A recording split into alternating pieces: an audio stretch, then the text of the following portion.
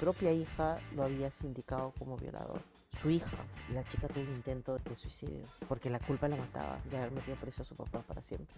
Tan endeble es nuestro sistema legal que personas a lo mejor por un impulso pueden forzarlo. El problema es los pésimos psicólogos que podemos tener a nivel de oficial. Era fiestera, tenía muchos enamorados, usaba prendas de determinado color, de determinado estilo. Si es una víctima que continuó con su vida normalmente, que no la devastó el acto sexual que sufrió, entonces no es realmente una víctima, ¿no? Hoy vamos a conversar junto a la doctora Rosario Palacios, a quien le damos la bienvenida a este espacio, a esta tribuna de entrevistas, sobre el Acuerdo Plenario 1/2011, emitido por la Corte Suprema de Justicia de Lima, el 7º Pleno Jurisdiccional de las Salas Penales Permanentes y Transitorias. Un tema muy interesante, o varios temas interesantes que desarrolla este importante documento sobre violencia sexual. La irrelevancia de la resistencia de la víctima, la retractación de la víctima, entre otros tópicos interesantes que vamos a desarrollar. Doctora, le doy la bienvenida a la tribuna de entrevistas del EP. Hola Francisco, ¿qué tal? Buenos días. Muchas gracias por la invitación. Partamos por explicarle de manera muy breve a las personas que sintonizan esta transmisión qué es un acuerdo plenario. Bueno, un acuerdo plenario se origina en la reunión de todos los vocales de la Corte Suprema, salas penales. En la Corte Suprema actualmente tenemos sala penal permanente y sala penal transitoria. ¿Cómo se divide la competencia en estas salas? Es que la sala penal transitoria ve casos del antiguo código, todos los recursos de nulidad van para la sala penal transitoria. Y los casos referidos al Código Procesal Penal del 2004 los ve la sala penal permanente. Entonces, en esa división, igual como son dos salas distintas, en torno a temas procesales propiamente, van a tener criterios diferenciados porque se refieren a dos códigos distintos. Pero en torno a temas sustantivos, a temas de ejecución penal, a interpretación de tipos penales o incluso valoración probatoria, tienen que seguir el mismo derrotero. Claro. Es decir, dicho en sencillo, los jueces supremos se reúnen, a ver, señores, vamos a alinearnos. Estos son criterios controvertidos, vamos a alinearnos y vamos a emitir ese documento para que todo el Perú, los jueces de todas las jurisdicciones, lean y también se alineen con nosotros. Así es. Y en esta ocasión se alinearon sobre diferentes criterios, diferentes temas controvertidos en torno al delito de violación sexual. Entre los temas hay uno que veníamos platicando fuera de cámara sobre la retractación de la víctima. ¿Qué pasa cuando la víctima, luego de algunos años, los procesos de violencia no son cortos, se retracta? Al año 3, al año 4, dice lo contrario a lo que dijo en su primera declaración. Acá tenemos que hacer una diferenciación, ¿no? Cuando hablamos de una retractación a nivel intraproceso, cuando el proceso todavía no se resuelve, o una retractación ya cuando hay sentencia firme, ¿no? Si estamos en un nivel intraproceso, lo que entra a tallar es lo referido a la persistencia en la incriminación, que es uno de los requisitos o garantías de certeza del Acuerdo Plenario 2/2005, ¿no? Que la declaración de la agraviada puede constituir prueba válida de cargo siempre y cuando cumpla con 3 garantías de certeza. La tercera, la persistencia en la incriminación, que significa que no haya cambios sustanciales en lo que ha dicho a lo largo de todas sus declaraciones. Y si tenemos una víctima de violación sexual, normalmente esta víctima va a declarar solo una vez mediante cámara Gesell para evitar la revictimización. Pero luego de que declaran cámara Gesell, el papá, el enamorado o el extraño, quien haya sido el agresor, presenta una declaración jurada en la cual dice se va a retractar o se retracta de la inicial imputación. ¿Qué es lo que puede hacer el colegiado? Imagínate que eso ya va a pasar para juicio. Podría excepcionalmente citar a esta persona para que declare en juicio y bajo las garantías de un examen, contraexamen, tomarle todos los datos y toda la información relevante para analizar si esa retractación es una retractación válida o espuria. Porque ¿qué sucede en la retractación? Y sobre todo porque en los delitos sexuales la mayoría de agresores son cercanos a la familia, muy cercanos muchas veces, el padre, el padrastro, el tío, el abuelito, el hermano, entonces, el vecino. Y con toda esta cercanía, la inicial sindicación que se hizo pues a la luz de los hechos, en el tiempo va decayendo por un tema de culpa a veces en la misma víctima, ¿no? Dice, ¿qué pasó? Denuncié a mi papá, denuncié a mi abuelito, la familia se destruyó. Ujú. O más allá de que la familia se destruyó, el resto de la familia le echa la culpa, ¿no? Mira, todo iba bien y por tu culpa ahora tu papá está preso. O tu papá, el abuelo era el único que sostenía el hogar y ahora están pues pasando penurias. Y con todo ello, la víctima puede retractarse no en base a lo que legítimamente realmente no pasó o sí pasó, sino a factores externos. Entonces, en este acuerdo plenario, lo que se establece es situaciones de análisis a nivel externo y interno de la propia declaración de la víctima para evaluar si esta retractación es válida o no. Se entiende que una retractación, para poner en contexto a las personas que nos están viendo, es una retractación absoluta, no puede ser parcial. Es decir, Exacto. es una suerte de documento que intenta liberar de responsabilidad penal, eximir de responsabilidad penal al agresor. Así es, porque si primero dijo me tocó, me violó y ahora dice no, nunca pasó. Yo tenía mi enamorado y como me descubrió Ujú, mi enamorado, yo denuncio a mi papá y le echo la culpa a él, por ejemplo, ¿no? ujú. Menciono a otro supuesto agresor. La retractación lo que busca es que el caso se archive. Así es, busca que se archive en contra a favor del agresor, ¿no? Ujú. A la luz de su experiencia, doctora, sobre este tema en particular, la retractación de la víctima, ¿qué casos ha podido conocer que nos pueda comentar? Bueno, de manera particular, yo he tenido un caso y que todavía está en giro, ya no lo llevo porque Ujú, lo llevaba como defensora pública, pero un caso bastante interesante de una señorita de 19 años cuando sucedieron los hechos. Solo que esta señorita tenía una situación de que aparentemente tenía retardo mental. Y digo aparentemente porque nunca hubo una pericia psicológica ni psiquiátrica que lo determinara como tal. Y cuando suceden los hechos, era su padrastro el hombre que la agrede ujú, supuestamente.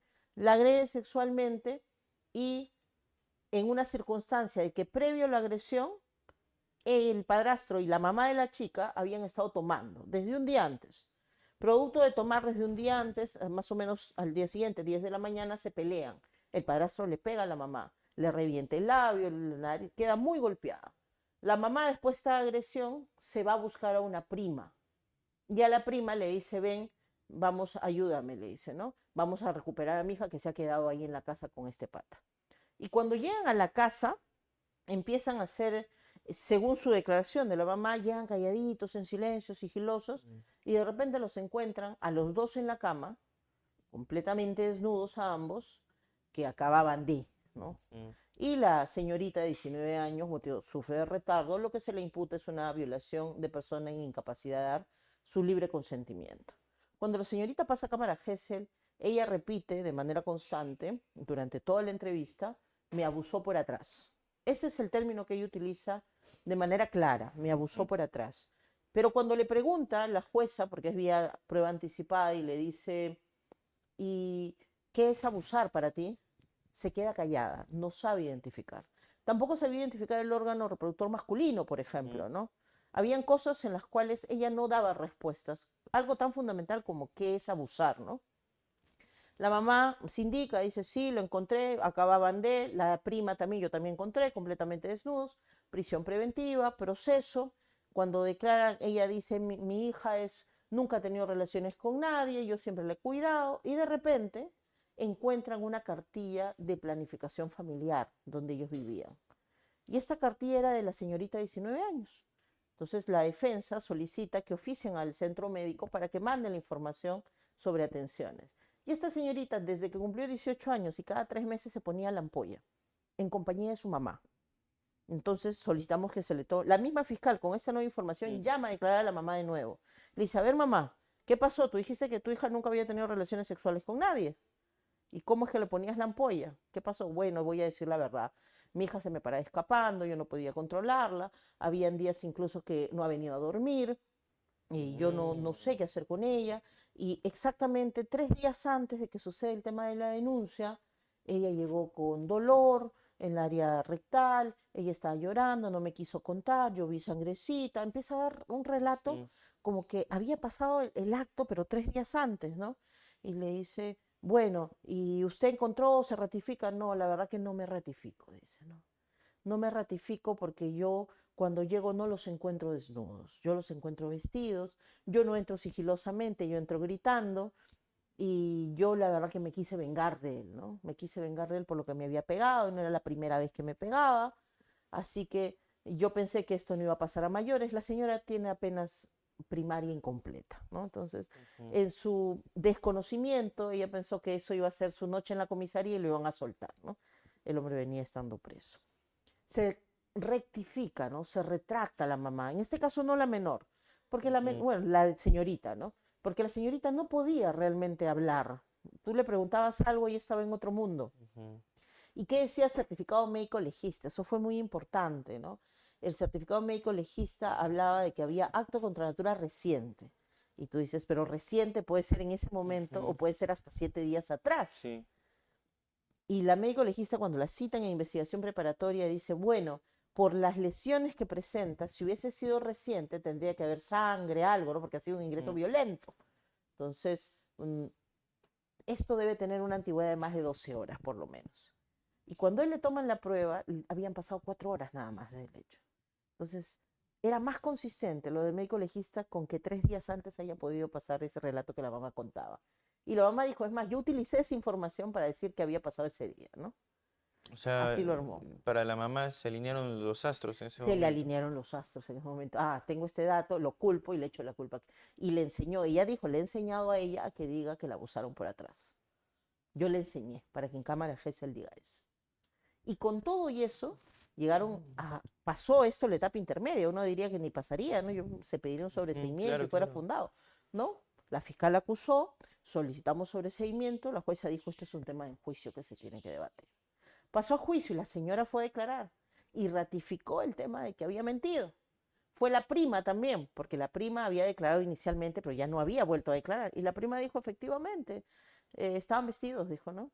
Y yo le seguí la cuerda porque ella me dijo, mira, me ha pegado, apóyame, ¿no? Entonces, y aún con todo eso condenaron. Igual, le pusieron 20 años de pena privativa de libertad. Primera instancia. Primera instancia. Ahorita está en apelación, el resultado es el 31 de julio.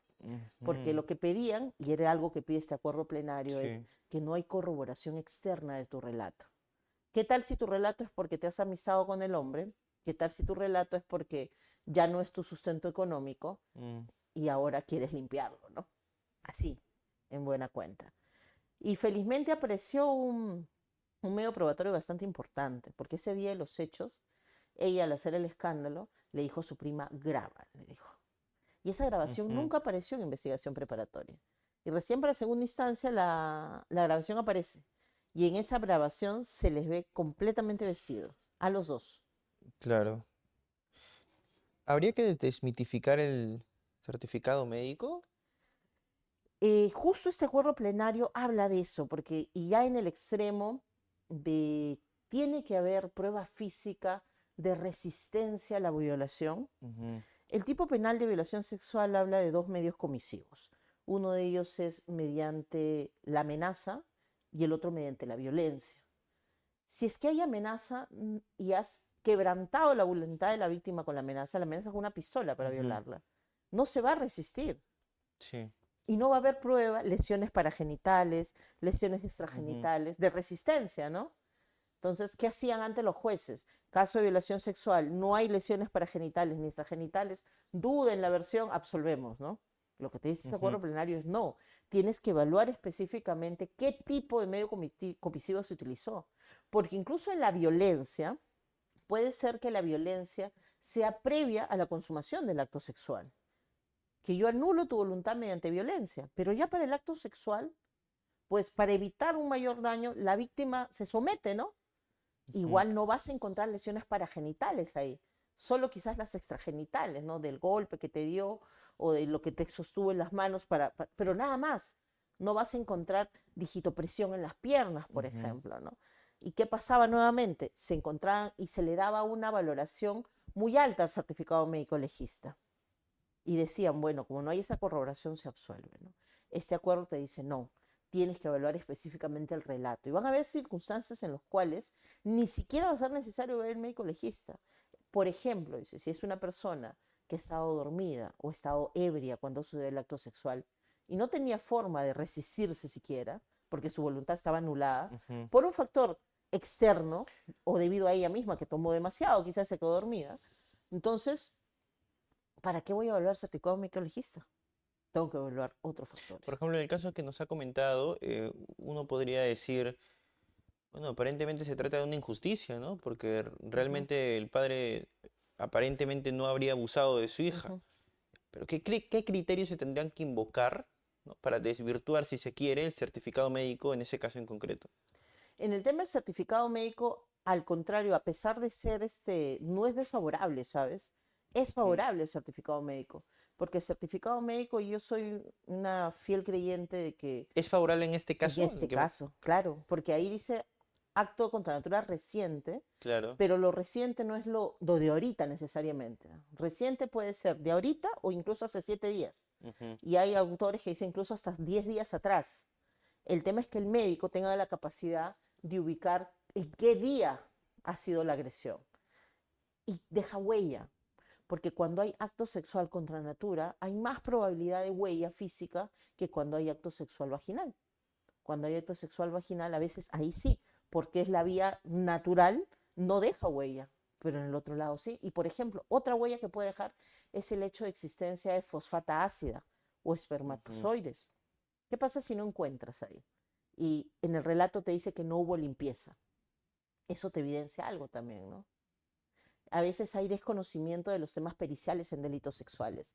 Y en delitos sexuales, certificado médico legista, pericia a la agraviada, Ujú. perfil psicosexual del agresor, son pericias que son muy importantes y que el abogado debe conocer más allá de solamente el derecho, ¿no? O sea, en segunda instancia, en este caso en concreto, se Ujú, tendría, de acuerdo a su opinión, que valorar exclusivamente el relato de ujú. retractación, no de la víctima, sino de quien denunció. Exacto, porque la víctima realmente su relato, si uno lo analiza solo el relato, tiene que encontrar, no puede llegar, porque lo único que dice es me abusó por atrás y ese abuso no tiene el correlato objetivo. Corroboración periférica es lo que declaro a partir de lo que hay alrededor. ¿Qué hay alrededor de lo que declara? Está la declaración de la perito. En juicio, la perito fue totalmente desvirtuada porque utilizó mala técnica, no utilizó el protocolo, no tiene experiencia. En juicio, esa perito quedó destruida, Ujú. ¿ya? La pericia psicológica. Segundo, ¿qué otro fue corroborador? La declaración de la mamá y la declaración de la prima, que son las que llegan en cuasi flagrancia, pero ellas se han retractado, ¿no? Ujú. Entonces, todo se tiene que evaluar de manera conjunta. Pero ¿por qué se condena con un primer relato Ujú. si es que ya hubo retractaciones explícitas, Porque dicen que no les firmes? creen, porque ese relato, esa retractación no tiene ninguna corroboración periférica y tienen Pero libertad ya de la puede creer tener con el con el video. video, exacto. Ujú. Ya, pero ese relato, no en todos los casos existe un video. Exacto, ¿Cómo exacto. corroborar? ¿Qué criterios jurisdiccionales se podrían emitir para que se corrobore un relato en un caso en donde no existe un video? Lo que pasa es ¿Una que declaración jurada? no, las declaraciones juradas no valen. ¿Cómo lo corroboro? ¿Cómo corroboro ese Tiene que relato? ser del propio relato de la propia agraviada. Yo lo que recomiendo es si es que hay una agraviada que se va a retractar y esta retractación es válida finalmente, es cierta, ¿no? Porque como yo le digo, a veces vienen, quiere retractar, bueno, que pase su pericia de parte, ¿no? Y que le cuente a una profesional por qué mintió antes. Hay algo que es psicología del testimonio.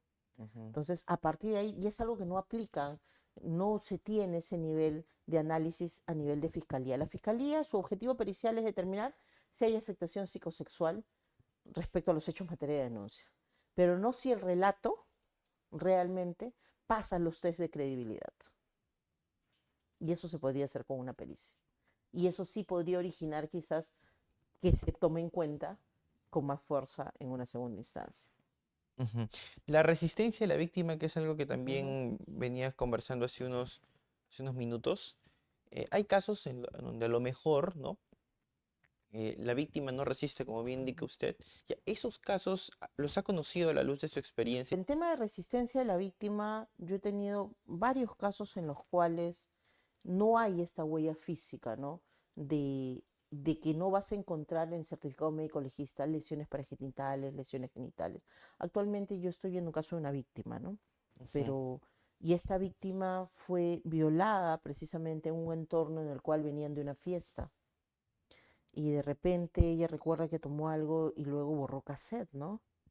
Presume ella que le han podido dar algo en la bebida, porque normalmente no tiene este nivel de perder la conciencia. Dice, yo no tomé tanto, me dice. Alguien podría decir allí, doctora, claro, su relato no va a ser circunstanciado porque no recuerda, Ujú, porque borró cassette, ¿no? Si su relato es parcial, es decir, borró cassette aquí, pero de aquí en adelante no recuerda. ujú. Entonces, ese relato, ¿cómo tendría que ser valorado? Lo que pasa es que el relato, ella recuerda claramente lo que pasó porque cuando ella despierta, justo De cuando ella forma previa. despierta, el acto sexual se estaba realizando. Ujú, Cuando ella despierta, cuando toma conciencia. Y ella es que lo aleja al agresor, ujú, allí, ¿no? Es distinto el caso cuando sucede mientras ella está en inconsciencia. ¿Cómo darte cuenta? Yo tuve un caso de una jovencita que yo defendía al presunto agresor y la jovencita había estado en estas fiestas semáforo que hacen, ¿no? ujú. Que jugaron a la botella borracha, hubo besitos por aquí, cosas, más cosas, todos contra todos. Y se fue a su casa, al día siguiente se despierta y encuentra dentro de sí al ir al baño un preservativo. Dice, ¿qué pasó? Dice, ¿no? Y fue y denuncia por violación sexual. ¿Contra los que resulten Se responsables? averiguó con quién había estado en la fiesta y una amiga, ay, yo te vi besándote con tal. Le dijo, lo denunció ese tal. Mm, Lo denunció ese tal. Y bueno, el chico me dijo, doctora, yo he sido uno de los que se ha besado con ella, ¿no? Uno. ujú, En la fiesta estuvimos varios hombres, varias chicas, y fue un todos contra todos, me dijo, ¿no? ¿Y ujú. tuviste relaciones sexuales con ella? No, me dijo. Listo, le dije. Entonces, ahí, como ha llevado un preservativo, ahí hay líquido seminal. Ujú, No hay ningún problema que pase esa de ninguna doctora. Yo no estaba tan borracho, así que yo sé que no he tenido relaciones con ella. Efectivamente, se hizo las pruebas y no había sido con él, ¿no? ujú. ¿Es posible que en estos casos luego pueda proceder algún tipo de acción contra la persona que haya denunciado? Lo que pasa es Un tipo que de denuncia calumniosa. el tipo penal de denuncia calumniosa está construido de tal forma que no basta un archivo de la denuncia para que tú voltees la torta. Porque el tipo penal dice, el que a sabiendas denuncia falsamente, Le debe ¿no? haber tocado, imagino, clientes que le dicen, doctora, pero esto ha sido totalmente injusto para mí. Sí, quiero denunciarla, me dicen. Y yo tengo que bajar los ánimos y decirle, no es tan fácil, ¿no? Primero que el tipo penal de denuncia calumniosa, el agraviado no vas a ser tú, es el Estado. Ujú. Porque la construcción de la denuncia calumniosa está orientada Bueno, un a un delito de acción delito, privada, sería la calumnia la directamente calumnia. nada más. Pero igual es el que a sabiendas, ¿no? Te atribuyo falsamente un delito.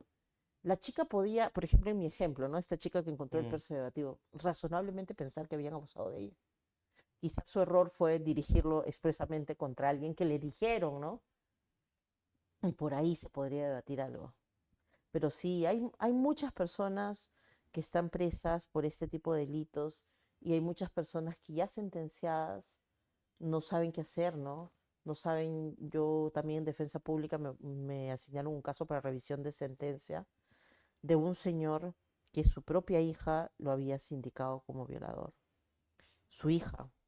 Y él dice, yo no le hice nada porque yo descubrí que ella estaba saliendo con un enamoradito y la castigué. Dijo, yo le pegué. Entonces la reacción de la niña fue decir, va, me ha violado. Y obviamente en médico legista salió positivo, ¿no? Acto contra natura, acto vaginal, defloración, más su relato en cámara Gesell, tenían el cóctel perfecto para condenar a alguien. Y después que lo condenan y le ponen cadena perpetua, la chica tuvo un intento de suicidio, porque la culpa la mataba de haber metido preso a su papá para siempre. Y ahora quieren hacer pues una revisión de sentencia, ¿no? Pero qué difícil, va a ser bien difícil porque la chica tiene ahorita 17 años y vive con su mamá.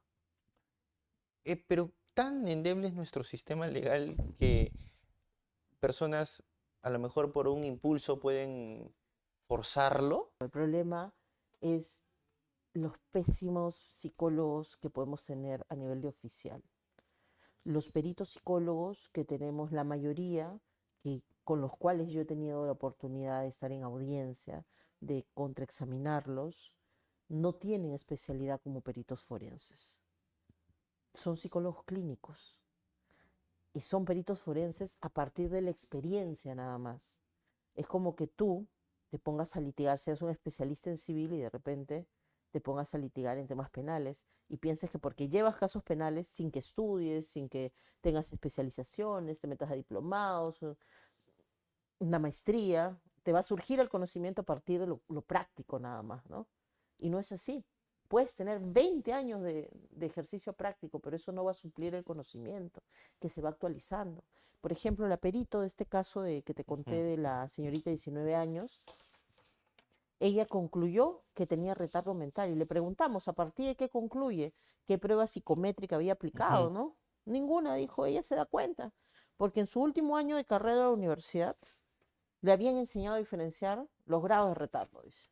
ujú, Esa era su fuente de conocimiento, su último año de carrera. ¿Y cuántos años de experiencia tiene usted que salió de la universidad? 22 años, me dijo. ujú, Y en sus 22 años, ¿cuántos cursos de especialidad de psicología forense ha llevado? Ninguno. ¿Tiene segunda especialidad en psicología forense? No. ¿Tiene maestría en psicología forense? No. O sea, era alguien que no conocía nada, ujú, pero aún así, en una entrevista que además viene del problema del relato, ¿no? Ese es otro problema también, la misma estructura, que el protocolo te dice que tiene que ser un relato semiestructurado, ¿no? Que detalle lo que viene a ser el relato espontáneo, ujú. preferencia. Pero el problema es cuando empieza a hacer puras preguntas sugestivas. Y el abogado que debe proteger que no sea así, no hace nada. Deja que pase nada más y está nada más ahí dándole legalidad a lo que está pasando. Y eso se convierte en prueba después. El problema radica ahí, que no hay rigurosidad en la toma de la declaración. Ujú. Ahora, ¿eso se puede excluir eventualmente del proceso? Se podría excluir de haber alguna vulneración, ¿no? Es para debatir. Ujú. Hay factores. Existen ciertos estigmas alrededor de decisiones judiciales que a lo mejor desarrollan cuestiones concernientes al comportamiento previo de la víctima, ¿no? Era fiestera, ¿no? Con otros términos, Mm, pero en síntesis era fiestera, tenía muchos enamorados, se le conocía a muchas parejas, usaba prendas de determinado color, de determinado estilo. ujú. ¿Cuál es su opinión sobre eso? Y si conoce algún caso, habría que comentarlo. Claro, acá el caso de Ica, ¿no? El de la truza roja, Ujú. ¿no? Que Máxima de la experiencia, ¿no? máxima en la experiencia. Y encima eran dos mujeres las vocales, no sé, tu Ujú, máxima en la experiencia, que dice que cuando te pones una truza roja, esas características, creo que era muy diminuta la prenda, ya tú estás predispuesta a mm. realizar el acto Y aunque sexual, ¿no? hubiese sido así, me decía usted fuera de cámara. Claro, imagínate que una señorita dice, hoy me gusta este Ujú, chico, ya es la tercera cita, ya hoy día pues voy a pasar una linda noche, se pone ujú. una ropita a juego, listo, sale dispuesta. Pero ¿qué pasa si la cena, algo de la salida no va bien y finalmente se arrepiente? O sea, ¿está atada a tener relaciones sexuales porque se vistió de esa forma internamente? No, hasta un momento antes de que suceda, puedes decir no, hasta estando dentro del hotel mismo, ya habiendo consentido, entrando tranquila, porque tú ves la cabeza y entro conmigo, todo. Hasta entrando ahí puedes decir no, porque eso es la libertad sexual. Poder decidir con quién sí, con quién no, cómo, cuándo y dónde. Eso es la libertad sexual. Y eso es lo que protege el tipo Ujú. penal del 170. Alguien podría decirle, doctora, claro, pero en la cámara, evidentemente, no hay, en el cuarto no hay cámaras. Claro. Entonces, como es un contexto de clandestinidad, como es un contexto de clandestinidad, a lo mejor es un delito clandestino, ¿no? Se le tendría que creer al relato de la presunta víctima por sobre el relato del presunto agresor. O sea, si ella dice que le dije que no y él no aceptó. Claro. Y él dice, me dijo, sí, Sí. Y las cámaras del hotel registran, que siguiendo su ingresó, ejemplo, que claro. ella ingresó tranquila, ¿no? Como usted indica, siguiendo su ejemplo, se puso una truza a juegos.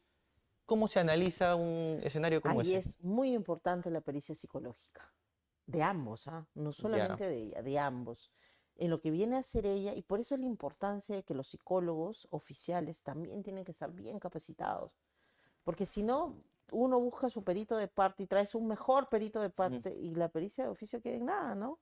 Vio un contraexamen eficaz o vio un debate pericial. Y también el agresor, ¿no? En torno a lo que es perfil psicosexual, tú puedes evaluar, hay 20 rasgos de personalidad que determinan si una persona es agresor sexual o no, qué rasgos puedan presentarse. Los informes que yo veo generalmente dicen es una persona con rasgos disociales, dicen, ¿no? De impulsividad, como si eso necesariamente te convierta en agresor o te excluye, por ejemplo. Una persona normal, dicen, y ya, por eso no puede ser agresor. Así no es la ecuación. Allí radica principalmente pericias para determinar a quién le creo, ¿no? Porque es versión versus versión. ujú. O sea, cada una de las partes tendría que acudir a un perito de oficio o, en el mejor de los casos, contratar a un perito de parte. Así es, Ujú, correcto. Y ya bueno, y pericia versus pericia en el proceso. claro. Ya, ¿qué otros supuestos podrían acontecer en función a esto que estamos platicando? Bueno, lo que va a suceder es que generalmente vamos a ver otros factores referidos a cuánto se demoró en denunciar, cuando hace el relato, se tiene que pedir, mientras más adulta es la mujer o el hombre víctima de Ujú, violación, el relato que da tiene que ser más circunstanciado respecto al cómo, cuándo, dónde, formas, porque ese nivel de detalle es lo que da a la estructura del relato más credibilidad, porque a veces se habla muy imprecisamente, muy vagamente. Claro que si estás hablando con una niña de 4 o 5 años, no le vas a pedir precisión ni siquiera a veces saben el día que fue, ¿no? No están orientadas en tiempo-espacio los niños tan chiquitos.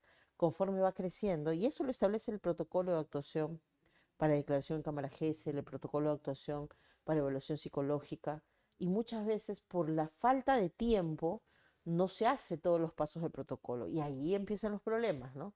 Cuando no se toman todos los pasos que dice, porque luego viene un buen psicólogo de parte o viene un buen abogado defensor que conoce todos estos protocolos y a la hora esa pericia va a quedar sin validez. Y esta agraviada que inicialmente va a querer encontrar justicia no la va a conseguir, ¿no?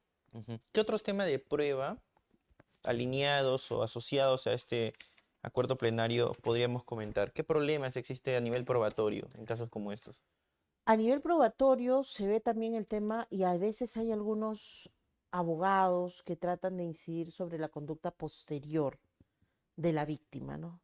Si es una víctima que no es doliente, si es una víctima que continuó con su vida normalmente, que no la destruyó, la devastó el acto sexual que sufrió, entonces no es realmente una víctima, ¿no? Mm, Tienden a decir eso. En el caso de la manada en España, por ejemplo, ujú, los abogados intentaron, dijeron, esta víctima, después de que la violaron, después de que la violaron tantos chicos, ella se ujú, fue yendo, siguió yendo de fiesta, ella siguió haciendo su vida normal. O sea, no se le puede imponer a la víctima una forma de conducta post violación, porque nadie sabe lo que pasa por dentro de la persona. Nadie sabe como mujer cómo se puede afrontar este tipo de cosas. Y a veces esas cosas que uno ve desde afuera y dice, wow, qué mal, ¿no? No tienes conducta de víctima, son desfogues que se buscan, por el contrario, para no pensar, ¿no? En lo que se vivió, en lo que pasó. ujú, Entonces, la evaluación de la conducta posterior tampoco es algo admisible para el tema ujú. de prueba en materia penal. Y ni conducta previa ni conducta posterior, salvo, por ejemplo, que yo trato de hacer virar esta conducta posterior o esta conducta previa en torno a la falta de credibilidad del testimonio. Porque si, por ejemplo, yo digo, fue mi primera vez con él, ¿no? Él me violó, yo nunca había tenido actividad sexual, pues tengo que indagar y puedo llevar parejas previas tuyas que declaren que sí han tenido relaciones sexuales contigo. Y eso no es que yo esté escarbando en tu vida sexual previa Ujú, o que otra persona, ¿no? Un segundo agresor ha participado. O la conducta posterior no es parte de una conducta adecuada a una víctima que después de que has tenido un abuso sexual, yo tengo, por ejemplo, un caso de actos contra el pudor de una niñita, 9 años, y quien tiene la tenencia es la mamá. El papá vive incluso en otro país, ahora está en Perú preso por este caso, porque siempre se puso a disposición de la justicia. Pero posterior a los hechos, la mamá, y la niña ya tiene 15 ahorita, la mamá ha dejado que el papá salga con la niña a pasear, tienen innumerables fotos paseando, ujú. andando por todos lados.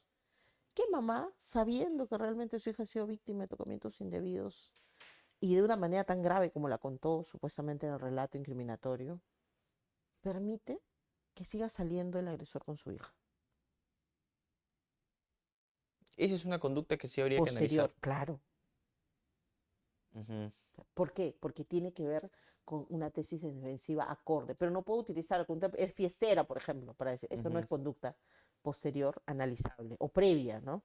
ujú. Eso no. Y ahora, no es lo mismo, y habría que diferenciar una conducta posterior, ¿es lo mismo que la conducta procesal?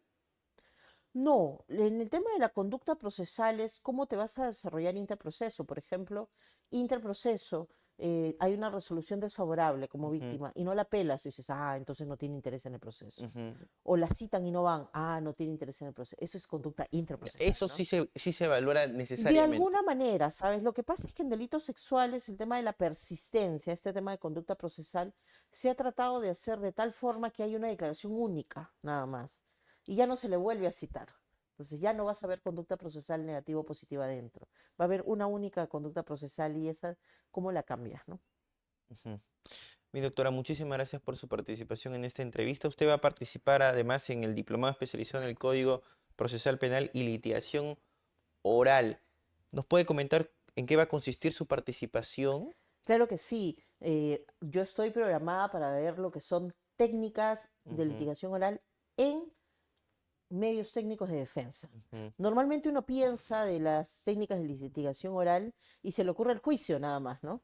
Claro, Y no juicio piensas en oral. las audiencias previas y qué nivel de tecnicismo, qué nivel de oralidad o qué nivel de técnicas tienes que manejar para lo que viene a ser una excepción de improcedencia de acción, una excepción de cosa juzgada, una excepción de prescripción, por Que también son ejemplo. aplicables en casos de violencia sexual. Por supuesto, todo eso, salvo prescripción, porque son Ujú, imprescriptibles los ujú. delitos, pero claro que sí se pueden analizar todos ellos y en el caso de mi participación en ese diplomado va a ir en ese sentido. ¿De qué manera, bajo un escenario hipotético, se podrían aplicar estas técnicas de litigación en audiencias previas en un caso de violencia sexual? En un caso de violencia sexual podemos ver, por ejemplo, lo que viene a ser la configuración de un tipo penal, ¿no? Ujú, ¿Qué tal si es que se trata de un error de tipo? El error de tipo, ¿qué implica? Que hay un error respecto a alguna circunstancia descriptiva normativa del tipo penal.